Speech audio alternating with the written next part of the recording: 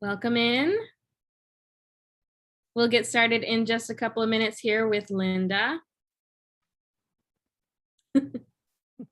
Welcome in, get comfortable.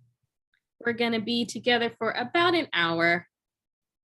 So get settled and we'll get started in just a minute.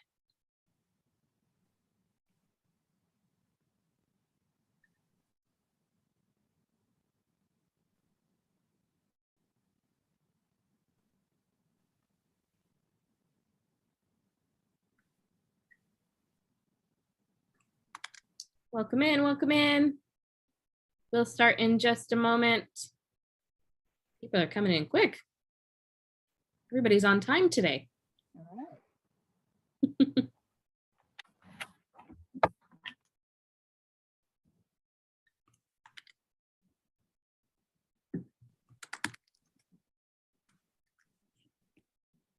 Welcome in, welcome in.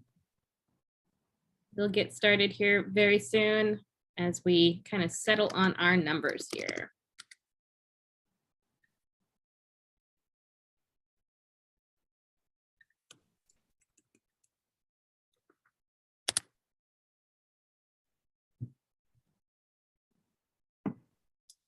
All right, folks, looks like we're slowing down. So I'm going to start with a little bit of housekeeping. Welcome in. I'm Sam from the San Diego History Center. If you've been here before, you've seen me before, and you've heard my spiel, but I'm going to tell you again. We are going to be together for about an hour. Linda's going to be presenting her topic today, Legacies of the Past. And we're pretty excited because this is a new one for us for our San Diego 101 series. So we're happy to have her here for that today. As we hear from Linda, please feel free to use the Q&A function. It should be at the bottom of your screen, little talk bubbles that say Q&A. For any questions that come up during the course of Linda's presentation, if you have something you just want to add or comment or connect or share a story, please use the chat. So we'll be keeping an eye on the Q&A for questions, and we'll be keeping an eye on the chat for some comments or connections that you want to make, or if you want to say hi to someone. Please go ahead and use those throughout. We'll have time for as many questions as we can possibly get to in probably 10 or 15 minutes right at the end. So if you want to hold them to the end, great. If you want to pop them in as they come to you, that's great too. We can also answer anything about our museums or our operations or our hours or doing research, things like that as well. So if those come to you, feel free to use the Q&A for that too. And as people come on in and get settled, we will start. Looks like we can start right about now with Linda. And as I said, Legacies of the Past. Right. Well, welcome everybody. I'm glad you're here. What you've got on your screen today is just an image to pique your interest about what these legacies of the past might be all about. The talk stems from the time that I spent as a tour guide in San Diego, as well as the many history things that I've done. And I've just noticed these little bits and pieces that I've tried to weave together as our ability to talk about things that once were here, might have been here, might be related. So as you walk around parts of San Diego, maybe in the future, you'll be interested in asking some questions about what you see all around you. So first, let's go to maps, because maps are a wonderful historical record. The map that you see on the left is a 1908 map of San Diego. And if you notice, smack in the middle is what was in those days called City Park. And then if you go to the right, the map, which is a little later, it's in the 1930s, and now it's been renamed Balboa Park. So there's lots of little details here, but something that I'd like you to focus on is this sort of weird area, kind of strange area. There's this very angled line, and you can see it as well on the 1930 map, but it's clearer over here. What this represents is the indication of what the city limits were of the Pueblo of San Diego. And the Pueblo of San Diego is what became the earliest parts of our city. So on the other side are the Rancho Mission lands, the lands of the Mission San Diego, but on the left-hand side are the Pueblo lands. So Would you like to know the name of the street that creates our city limits and makes the boundary of our city? I just gave you a big hint. That is Boundary Street, and you can still see its name all along the line of the city limits. Now, as you go further south, and you get all the way down into National City, you follow the line all the way down, and then there's a horizontal line that comes across. And the horizontal line divides the Pueblo of San Diego from the Rancho La Nacion. And so guess what they named the street there? It divides the two places, so it is called Division Street.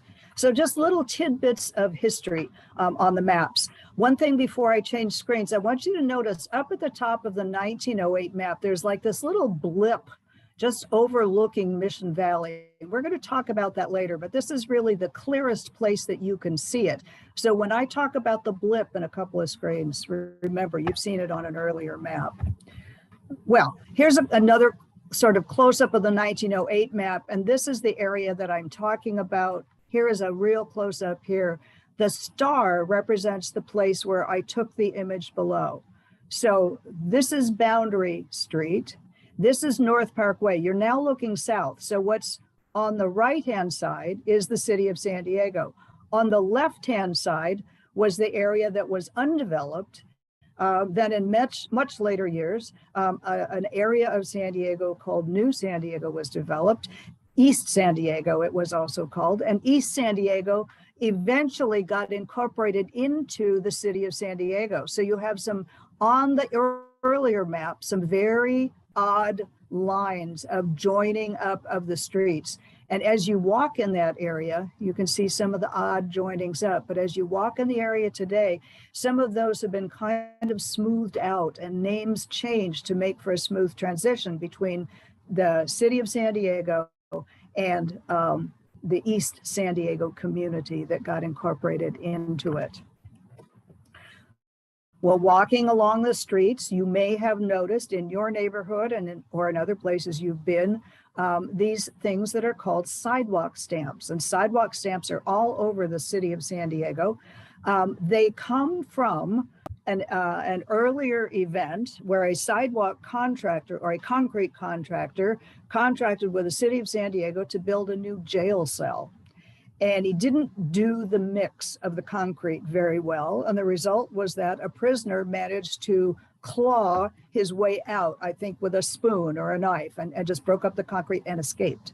And so from that point forward, the city of San Diego required concrete contractors to put these stamps. They had to give their name and they had to give when the concrete was laid. That way, making it much easier for the city to track them down in case there are any questions about the quality of the concrete work. So the first two of them are from North Park. This pink one in particular is from a community named Burlingame, which was developed with the concept that it was this place that was very special and apart from the rest of the city. And so all of the sidewalks in Burlingame were pink, just to set them apart. Now, in later years, the city did some sidewalk work, and oh my goodness, they put in standard gray concrete into the pink sidewalks, and the people of Burlingame just had a fit.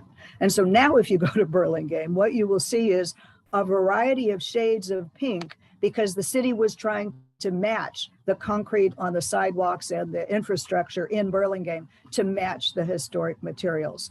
So here we have Burlingame, we have a couple from the Little Italy area, we have one from the area where that Boundary Street was located, and then all of the rest of these happen to come from my community where I live, which was developed, can you tell, in the 1960s and 70s. And so this is University City, and these are the sidewalk stamps that you can see up there. Now, different cities have different requirements. In fact, it's a state requirement. In the state, what's called the Green Book for contractors who are going to do business in the state, it talks about concrete stamps. In the city of San Diego, White Book for contractors talks about sidewalk stamps.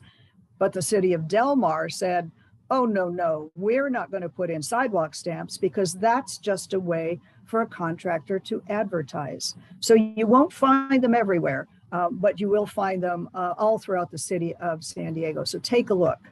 Now, you're not going to be looking down for much longer. You're going to be looking out and around you as you walk, looking for signs of San Diego's past.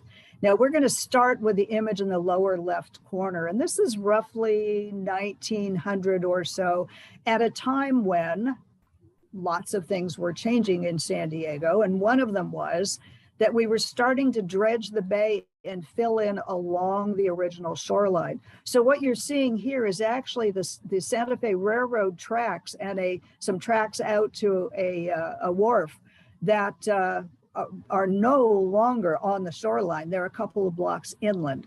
So we've done a lot of filling in. And one of the areas to focus on as you cross across all these wonderful lumber yards that were here is this little Army barracks building, and that's the building pictured above. Now, let me talk about lumber yards for just a moment. You know, San Diego had a series of boom periods, in the late 1880s was certainly one of them. And one of the problems was that we don't have any trees that produce lumber here. We didn't have lumber yards that were processing our native lumber because there just isn't any. So we had to import redwood and oak and maple and other trees from Northern California, Oregon, and Washington. They were shipped down here to San Diego, and lumber yards were built along the bay. And so that's one of the reasons you've got the train lines, is that they help to carry the raw log material in and the finished lumber product out. So we had as many as 5 or 6 lumber yards that were around San Diego Bay in the earlier years.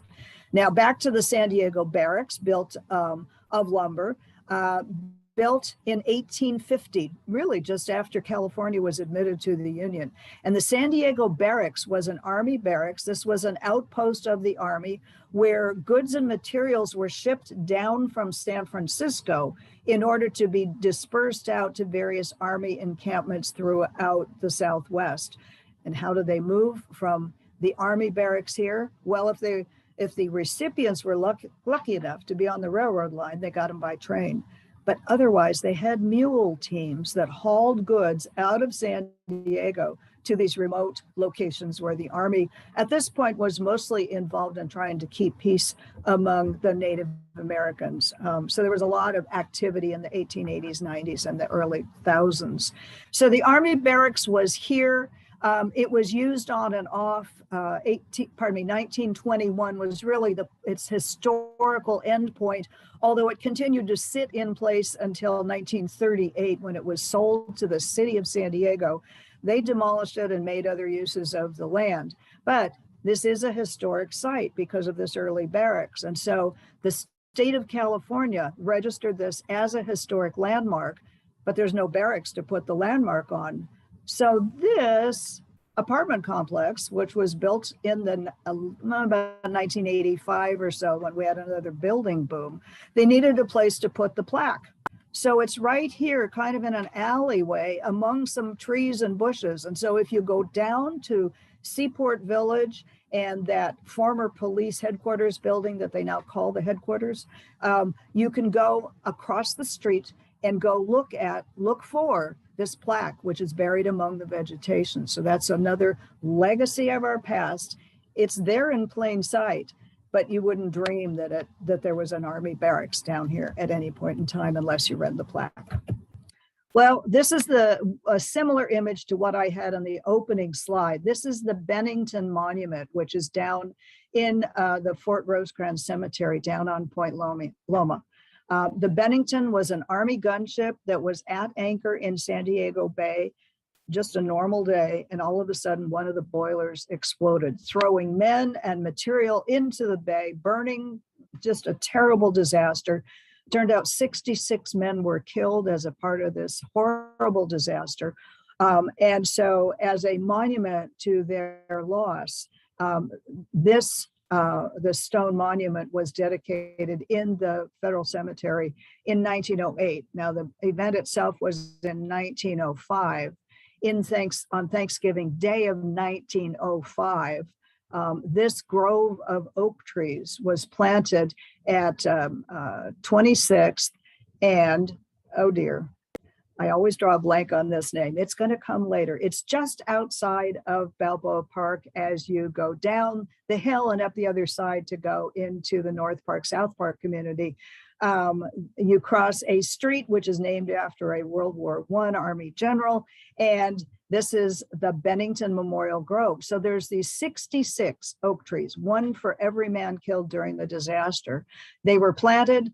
The city didn't do a very good job of maintaining them or looking after them. And by the late about 1990, 2000, the grove was not in good shape. You could see these beautiful oak trees amidst all the native vegetation there, but nobody knew what they were all about until a local woman looked into their history, and she happened to be somebody who was involved with the local Boy Scout troop as well. So she went to the Boy Scout troop and said, hey, I've got at least one Eagle project that you guys can get involved in. So a couple of different Boy Scouts cleaned out the grove, got the funding for, and created the new monumentation. So today, if you want to go down there, you can walk through this beautiful grove of oak trees that are planted as a memorial to the men lost during the Bennington disaster.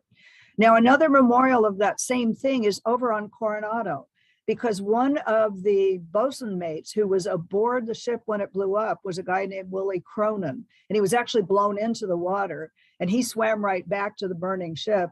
And even though he himself was burned, he worked on trying to save as many people as possible, to get the people who were down below, help them find a way out so that they could get off the ship. So he put a lot of effort into helping save lives. And so Willie Cronin, who was living in Coronado at the time, was given a Medal of Honor for his work in saving the people from the Bennington. So today, if you go over to Coronado and you go to the intersections of 6th, Margarita, and Pomona, there's a very small triangular park. I think there might be one park bench, this memorial, and a Torrey pine, which is one of the historic trees that they have kept in Coronado. So that's all you'll see, but there is this monument to Willie Cronin and his involvement with the saving of the men from the Bennington disaster here in San Diego. Now, speaking of military, we've talked about the Army barracks. We've talked about Willie Cronin, who was assigned to that ship that blew up. Here in San Diego, we had an Army base that is itself a legacy of the past, because nothing remains of it except the name. When World War I broke out in 1914, the United States did not get involved. Our President Wilson was a pacifist. He did not want to get us involved in a war. And it wasn't until 1917 that finally the United States became involved in World War I. France and Germany had been fighting terrible battles. There were people from San Diego who actually volunteered to fight in the French army so that they could help fight the Germans. There was a famous opera singer named Madame Schumann Heink who settled here in San Diego, but she was from Germany. She had one son who served in the German army and the other son who served in the American army. So there were all kinds of different ways of becoming involved in this war. But finally, in 1917, President Roosevelt decided that he needed to get the Congress to make a declaration of war. And San Diego stepped up right away.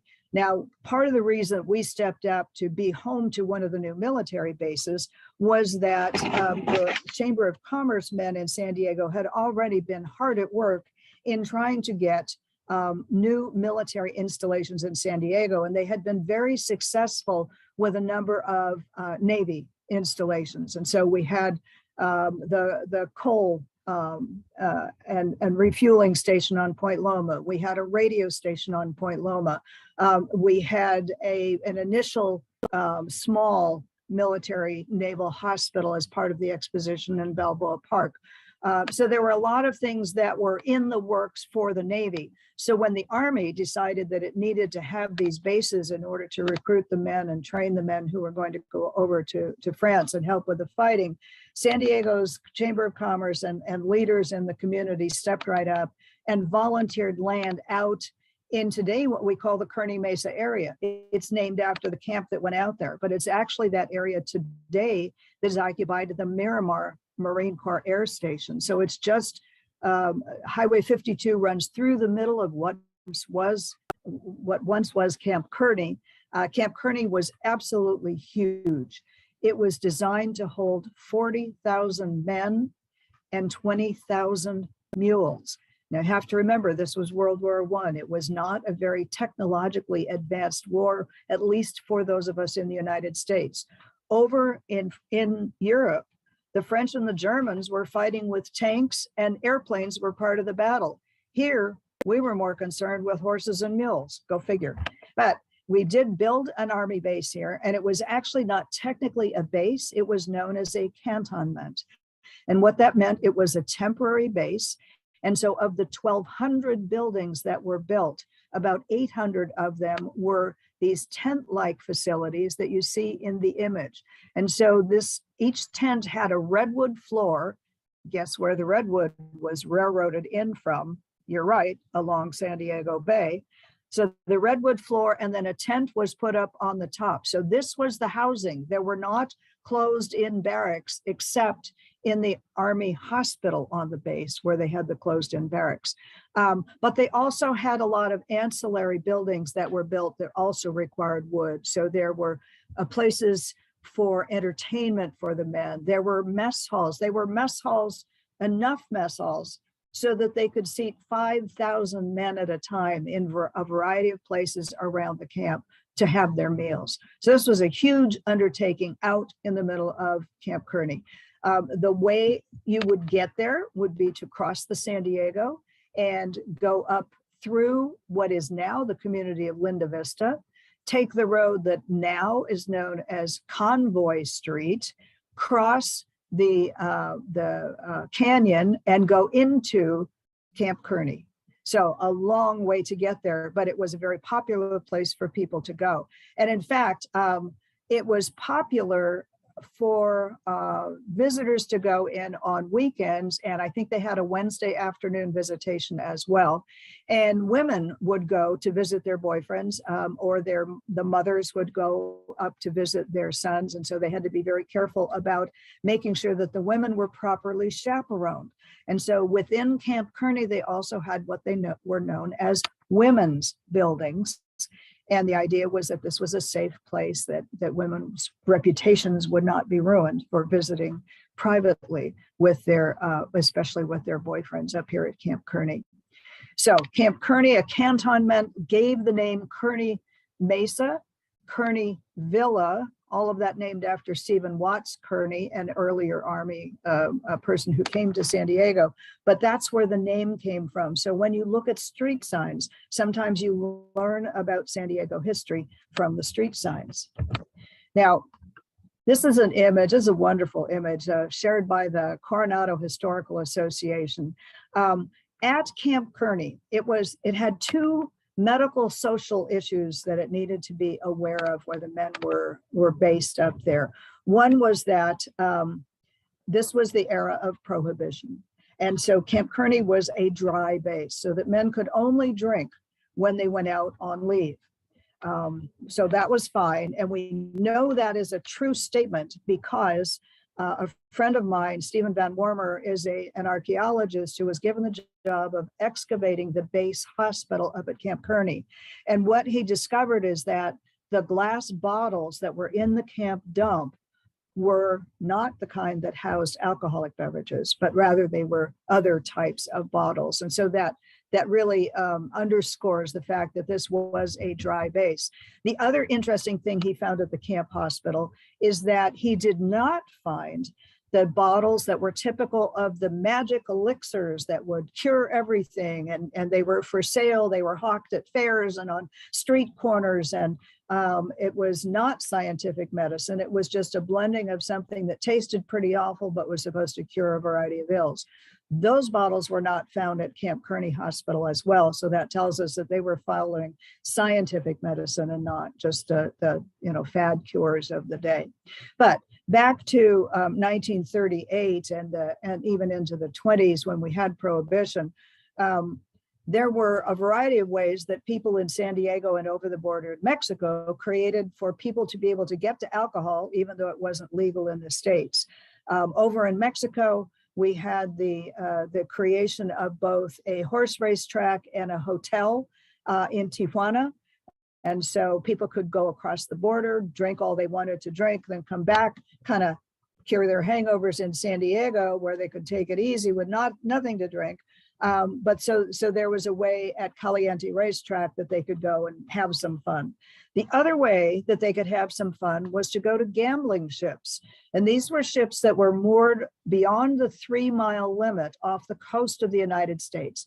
Beyond the 3-mile limit was international waters, and so alcohol could be served. So one of the ships that was moored off the coast of Coronado was a ship called the Monte Carlo. And what the image on the left-hand side shows you is the wreck of the Monte Carlo. It on New Year's Day, 1936, it broke its moorings offshore, and it came onshore with the heavy waves and broke up on the rocks just off the coast of Coronado. Now, this is 1938, and that ship, you can still see the outline of the hull. Why is that? Because the top structure, built of wood, was of course torn apart by the waves. This was a concrete hulled ship, and so its hull lasted a lot longer than the rest of the ship. And in fact, although this image is taken in 1938, on winter, very low tides, which we sometimes have, if you get to the area at just the right time, you can still see the outline of this concrete ship and the rocks offshore. Now, where is this? Well, let's get you oriented. Right now, this strip of land is occupied by very tall condominiums, which were built in the 1970s. So that's where the ship is offshore. Just out of sight here at the edge of the image are the grounds of the Hotel del Coronado. Now, this particular photograph not only has the legacy of the Monte Carlo sinking, it also has the legacy of this area here. This was known as Tent City, and it was built when the Hotel del Coronado underwent some renovations. They put up this temporary area of tents and buildings with some entertainment, some restaurants, and so it became so popular that even after the renovations were done and the wealthiest people could afford to go back to the Hotel Del, the middle class people continued to come out here on the summertime, especially, to stay in the tents and enjoy being down by the sea. So Tent City, this is 1938. It would only last for another couple of years because we were gradually drifting into World War II, and the land along this area was needed for military construction. So Tent City was eventually torn down. But that's legacy number 2 in this image. And here's legacy number 3. It's just a little settlement right here. It's only 8 acres in size. This is a camp of the Civilian Conservation Corps, the CCC, one of many different alphabet agencies, they call them, that Franklin Delano Roosevelt created when he was president during the Depression to help bring money to communities and give jobs to people out of work. And so in San Diego in particular and in Coronado, the Civilian Conservation Corps did things like building or maintaining sewer lines, helping with blacktop and asphalting of streets, just working on a variety of projects that took pure manual labor to do, but it gave jobs to people. So you've got 3 different legacies on this one image shared by the Coronado Historical Association. And speaking of Coronado, if you go into their library, you can see some more legacies of the past. The image up on the top, the black and white image, is the inside of the La Avenida Cafe that was very popular in Coronado. And it was a place where people went for Mexican food, and they went to enjoy the murals and the paintings that had been done by a renowned artist named Ramos Martinez. And so some of them were painted directly on the walls of the cafe. And when the business sort of slowed down during World War II and things were not good and the building got in disrepair and it was going to be torn down. And in the meantime, all these wonderful images were still inside. And as the roof broke down, They were subject to rain and sun, and discussion for trying to rehabilitate at least the artwork started in about 1992. And it wasn't until the mid 2000s that the Coronado Public Library redid its space and was able to bring in some of this Ramos Martinez material. So the long mural behind the desk is the Market Day mural that Ramos Martinez did for the restaurant. It's 38 feet long. So if you get a chance to go in there, take a look at that. Take a look also below for this beautiful Canasta de Flores. Here's what it looked like when it was taken out of the restaurant. It had been subject to rain and wind and sun. And so the restoration work took a long time, but it's been beautifully done. So something else for you to see over in Coronado. And finally, a third thing that you can see over in Coronado is some houses that were moved. You see, remember those lumber yards that were over on San Diego side of the bay? Lumber was really expensive because you had to pay for the transportation to get it down from the Northwest. It had to be milled here. Then it had to be moved to the place where the building was going on. And in many cases in San Diego, when it came time to either put in a new road or a new building, or eventually to put in some of the highways, they needed to tear down some of the old buildings. And instead of tearing them down, they were moved. And so some were moved across San Diego Bay to Coronado. Others were moved across San Diego Bay in later years, but done a little bit differently. This one was actually, it is now on a crane. It was divided into 3 parts.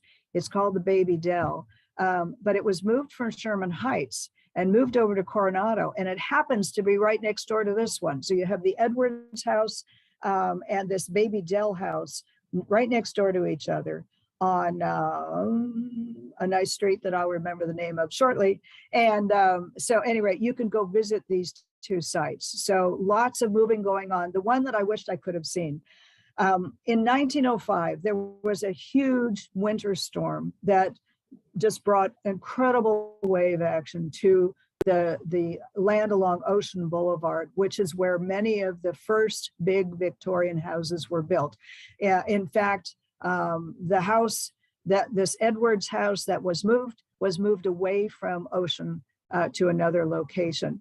But a house for which I don't have an image was owned by a Dr. Needler. It was also on this Ocean Boulevard. It was actually moved before the biggest storm of all. But get this, how it was moved. They didn't put it up on a platform and haul it with a truck.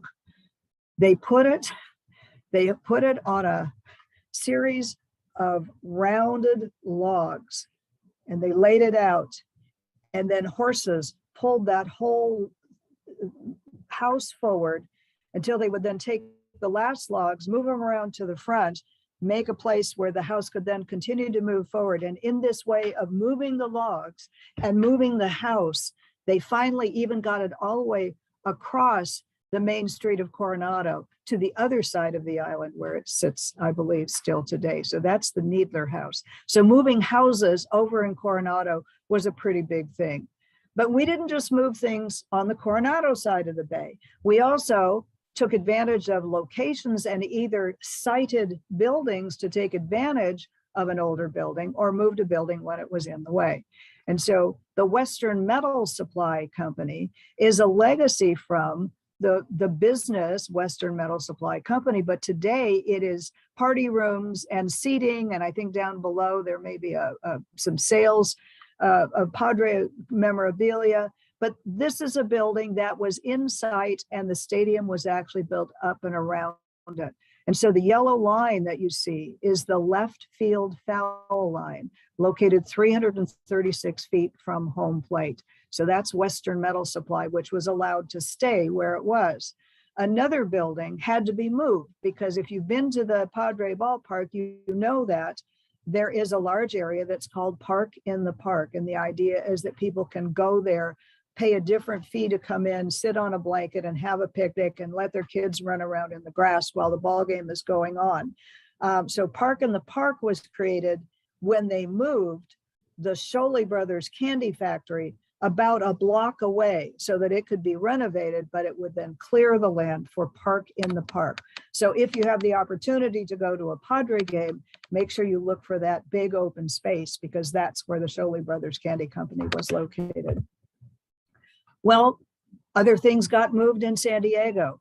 The little building that you see in the upper left here was that emergency medical facility that I mentioned that the military had in Balboa Park during the 1915 and 16 exposition. So it was just a tiny little building. And when the military eventually got its new naval hospital in 1923, this building was vacated, and local organizations were allowed to use it until finally it was given over in its entirety to the Girl Scouts of San Diego County, which is a relatively new organization. And so this was Girl Scout headquarters for quite some time, and it was located along Park Boulevard, where today there is a playground called the Pepper Grove. And so this is the area that the Pepper Grove now occupies, and it's right at the edge of the canyon. And if you stand and look over across the canyon, you'll be looking into sort of the back of the Japanese Friendship Garden. So it's along Park Boulevard. There, I think there still exists this roundabout when you go into the parking lots that were here. But here's this little structure. And of course, this was a tiny little building. And so in the 1930s, a wonderful benefactor by the name of Florence Burnham gave the money so that a second building could be built on this site. And so an auditorium building was built here so that Girl Scouts would have the place to have bigger meetings. They could have luncheons. The girls could put on plays and have classes. So this was really the main location of Girl Scouts until the late 1950s. And that's the point at which the city of San Diego allocated some of the most, I would call it the northern part of Balboa Park along Yupa Street. Part of it went to the Boy Scouts and part of it went to the Girl Scouts. And for the Girl Scouts, they already had this building down here and the city wanted to put in a playground. So the city said, okay, you got to move your buildings and clean up the land, and then we'll build the playground. Well, so they raised the money and they got the buildings moved. But when the architects and the city examined the buildings, not everything was able to be moved. So the little naval hospital could not be moved. It was so old, it could not be moved well. But the auditorium building did just fine. So they put the auditorium building in the parking lot of the Girl Scout headquarters. And right next to it, they put one of these long buildings, corridors, where there was storage material for Girl Scouts, camping gear and arts and crafts gear and homemakers guild, all the things that Girl Scouts learned to do in their activities. So it was a pretty odd looking building when it was transferred over in about 1956 or so. But by the time it was finished, it looks like a pretty decent building. Although if you get inside and walk around it and look up into the roof rafters, you see some very unusual angles that nobody would build things that way to begin with. But this is Florence Burnham Hall at Girl Scout headquarters. Now downtown, there was also some building went on. This building was built in 1924. It was called the Douglas Hotel, but it was home to what was known as the Creole Palace. Now, 1924 is the height of the time when alcohol could not legally be sold in San Diego, but there certainly had nightclubs. And the nightclubs had wonderful costume dancers and high kick and can-can and all sorts of things. This happens to be one of the Black businesses, one of few Black businesses that was downtown at the Creole Palace. And so the workers that were at the palace were, the bartenders were Black, the dancers were Black, for the most part, the constituents, the visitors, the guests were Black, but not exclusively Black. And did they have alcohol? Well, nobody knows. There were a lot of soft drinks sold, but who knows what was sold there, but it was a pretty popular place. So the Creole Palace was just at the edge of the Gaslamp Quarter at 2nd and Market Street. Now, where did these people stay? They couldn't stay in the hotel because it was available for rental for other people. And so they lived in a different site, which is about 5 blocks away. This is the Claremont Hotel, and you can see it's not the spelling of our Claremont up by me in University City, different spelling. This is the Claremont Hotel. It was a working man's hotel, if you would, but it was built on land that did not have the racially restrictive covenants that the rest of downtown had. And so they were able to build a place where Blacks could live. So this is where the dancers, the entertainers, and the workers in the hotel lived if they needed to live downtown. It is the only place so far that we're aware of that has been designated as a part of the Black community in San Diego. So this is its historical landmark. It is still operating as a working men's hotel today, but it is in pretty bad shape downtown. But it is located at 7th and about Market Street downtown. Another hotel building that's important in our history. This one was known as the Pacific Hotel in the days of the early gas lamp quarter. Then it became known as the Callan Hotel. In the pre-World War II era, this building really marked the center of the Japanese American community for business in San Diego. So today it's part of the gas lamp quarter, but back then it was the height of a Japanese community. So the Nippon Shokai Company, for example, was on the ground floor of the Pacific Hotel. And in these upper buildings, there was a Dr. Takeda, a dentist. There were Ken organizations. These are like the old state picnic days, except the Kens were the political divisions from which Japanese emigrated. And so they had meeting rooms upstairs where they could get together and conduct business. Today, the only tangible evidence of the Japanese being in the gas lamp quarter pre-World War II is this language, this kanji at the bottom of the sign. That's the only remaining evidence of the Japanese having been in this area. So this is your legacy to remind you that this was once a Japanese business district. Well, after the war, Japan made some overtures to resume relationships with the United States. And one of the things that was done was the city of Yokohama made a gift to the city of San Diego of a beautiful stone lantern, a friendship gift to the people of San Diego. But that Japanese business area was no longer located. There was no central district, and the mayor and the city council members had no idea what to do with this beautiful gift, which they accepted from Japan. And so the San Diego Zoo stepped up and said, well, if you'd like, you can put it in a garden and we'll kind of see if we can make a garden around it. So today, if you go to the San Diego Zoo, you can still see this beautiful stone lantern came over in about 1954 as a gift from the people of Japan to the people of San Diego. Now, the San Diego Zoo got involved in a slightly different way in eradicating something that was in San Diego. And thanks to local garden historian Nancy Carroll Carter, I have this image of the aloe garden that Kate Sessions planted just outside. The buildings that you see here are part of the Spanish Village. That's where the arts people now have outdoor and indoor galleries and places to display their art, and they have activities that go on there for kids. So this is the Spanish Village.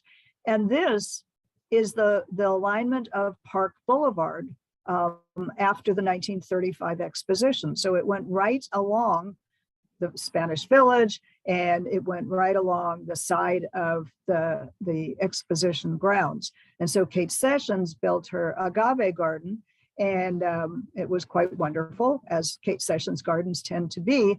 But the San Diego Zoo in the 1960s and 70s said, hey, we need more room for parking, and city, we want you to realign Park Boulevard, and we want you to move it so that we have an alignment farther away from the buildings, so we can then create all this land for parking. And so the agave garden is no longer, but as a legacy, we do have photographs of it, thanks to Nancy Carroll Carter. There's lots of legacies in Balboa Park in addition to the buildings. If you go inside the Casa del Prado, you can find pieces of some of the buildings, and you can see for yourself that the plaster and water and straw was what these pieces were made out of. So this was called staff, this material that was built just to be temporary for the 1915 and 16 expositions. Now, if we go further north of Balboa Park along Park Boulevard, you will come to the community of University Heights. And it has a lot of different legacies. Remember the little blip that I asked you to remember in the 1908 map? Well, if you continue up Park Boulevard and you cross Park Boulevard, you come into an area that was known as Mission Cliffs Garden. And the history of it is that John D. Spreckles, the millionaire from Hawaii, who then moved to San Francisco and then moved to San Diego, Coronado, businessman who built trolley lines, and he had built a trolley line up Park Avenue, Park Boulevard. And he wanted to be sure that there was something for people to see at the end of the line. So he had Mission Cliffs Gardens built. So he hired landscape architects to build this beautiful garden. Today, I think you can still see I think it's empty, but there's a beautiful circular pond, which was once a lily pond up there. And one of the things that was moved from Coronado up to Mission Cliff Gardens was the Bentley ostrich farm. So so people would have something to see. So today in University Heights, you see the University Heights sign over Park Boulevard, reminding us of the trolley, but look up at the top. That's not a bird standing there. That's a statue. It's a statue of an ostrich. And when you see the markers for the path through the Trolley Barn Park, which is the former site of the trolley barn for the trolleys that used to go up and turn around in the area next to Mission Cliff Gardens. Well, those are not just random rocks. Those are designed to look like ostrich eggs. So lots of reminders of the ostrich farm, the trolley. These are some of the original gates which still exist. And oh, look, a rock representing an ostrich egg up at the top. And finally, you have the dedication of the trolley car barn site as part of the park that was created from the area that Spreckles had set aside for the maintenance. Down in the South Bay, there are some legacies that you can only see at very low tide, but the name remains, and the name is the legacy. The legacy name is Gunpowder Point, because during World War I, kelp was harvested, hauled down to the South Bay, stored in 270 redwood vats until it was broken down into the material that then would be added to gunpowder. Today, it is the site of the Living Coast Discovery Center. There are walking trails through here, and if you go at a very low tide in the wintertime, you may be able to see some of the walls and vats that remain from the Hercules Powder Company plant that was located down here. And finally, two legacies along Park Boulevard. These are legacies from when General Dynamics and Convair and the big aircraft plants were building war material during World War II. These were built to aid people in crossing over from the trolley tracks to get to their jobs in the plants. Only two of them left. There were more of them during the day, but we have two of them left to remind us of this legacy of San Diego's past. And finally, just to remind you, always look up and look at street signs and look at what is the story that might be told by these street signs. They're actually in my community. And Stresemann Street goes off to the right, and Angel Street goes off the same direction to the left. So why the name change? There's probably a piece of history there. But there's another piece of history that relates to University City. University City came to be developed when the University of California was being built. And so we have a lot of streets that remind us of the presence of the university. We have Honors Court, and we have Regents Road. Even Governor Drive, I think, might get its name because of the structure of the ruling of the university at that time. But you also have a lot of names that are used. And Nobel gives you the answer to what are these legacies. All of these men were recipients of the Nobel Peace Prize, and that's why their names are on a street up in my community. So that is the end of my talk, but I am happy to deal with any questions that you might have. And Sam, would you let me know if there's anything that I need to deal with here? Yeah, we have had a couple of really great comments in the chat, some connections folks are making. Myra Herman shares with us that the City Parks and Rec Department received a grant from the state in 2020 to restore the 26th Street Trail and the Oak Grove for Bennington Oak Grove. So that'll be Wonderful. that. Thanks, Myra. And shares that she conducted the environmental review of the Girl Scouts facility, the new Who Girl did? Scouts. Yeah. Who, This is who, Myra Herman. Myra did it. And Myra, I was on the other side of that. I don't know if you remember, but I was very involved in that. We've got one question so far. Going back to your concrete inscriptions, there are some concrete inscriptions around this person's neighborhood on the North Park side of Balboa Park. And among them, there is one that says, "Never amiss with R&A." Any idea who or what is R&A? R&A, I recognize as the name of one of the many concrete companies. So I suspect that that might be what that is about. There's also a very interesting piece, and I've been working on it with the North Park Historical Society, and we cannot come up with why it might be there. But when I first went to Boundary Street to look at the curb cuts, the curb sidewalk marks there, and I was looking at the curbs very carefully, and there is an inscription in the curb just south of University Avenue and on Boundary Street. And there's arrows pointing right and left, and in the middle is the word Pueblo. And that is the marker of the Pueblo division line. But I walked the entirety of Boundary Street now. I have not found another reference to Pueblo. So it may be that somebody did it on their own and it was not an official marking. But I thought it was kind of neat to find. That's fascinating. Like, so we've got to look up and down, right, Linda? Up and down and all around. Hopefully a couple of questions might come through here. We've got some activity in the chat saying thank you and things like that. We've got a couple more minutes for questions. If you've got them, please go ahead and use the Q&A function. Or if you've got anything else to share or to say, you can pop it into the chat. And while if you know of a legacy, something that is a remnant of the past that is just kind of here, there's lots of them, and I had a lot to choose from. So just please drop Sam a line at the History Center, and she'll get that information to me, and I'll check it out. Absolutely. We've got a question coming up that asks if your slides will be available after the presentation, and I can answer that with a link to our YouTube channel, because that is where you will find all of our past presentations. So I'm going to drop that into the chat, and that is where you can view this again if you like. Her slides themselves will not be available, but you can see the presentation again. And I will give you that link in just a second while I ask this question of you, Linda. Any information on Campo Street in Rolando? Oh, I wish I had a few paragraphs to fill you in on, but you know what? I absolutely do not have anything to share with you about Campo. To me, it sounds like a name, but I don't know, and I will see what I can find out. All right. So let me go ahead and put that link in the chat for you folks.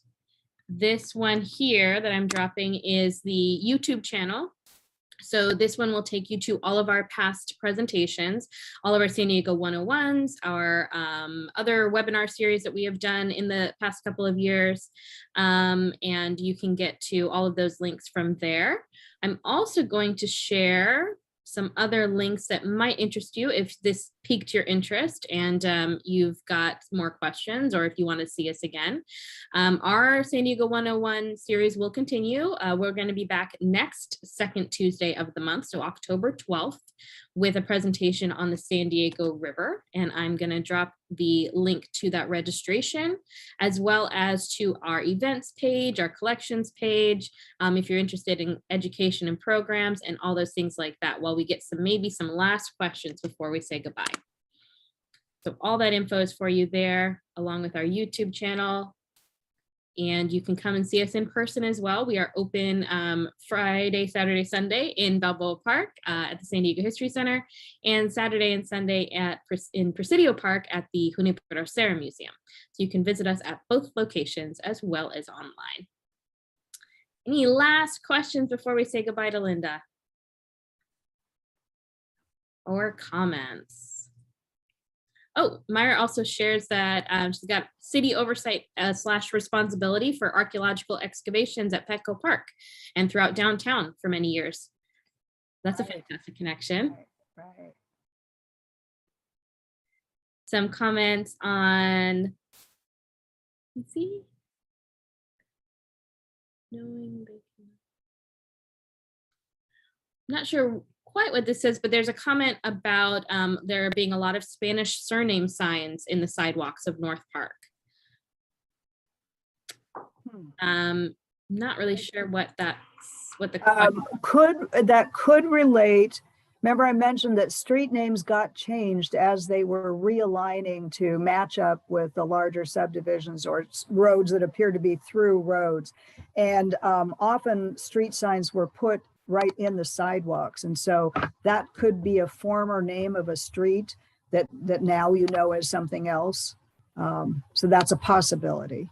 Oh, okay. Oh, I think there might be some typo here. So maybe thinking about the fact that people with Spanish surnames may not have been able to own a home in North Park, but the names are related on the sidewalk, which is an interesting observation. I'm sorry, I don't have a comment one way or the other. Don't know. Okay.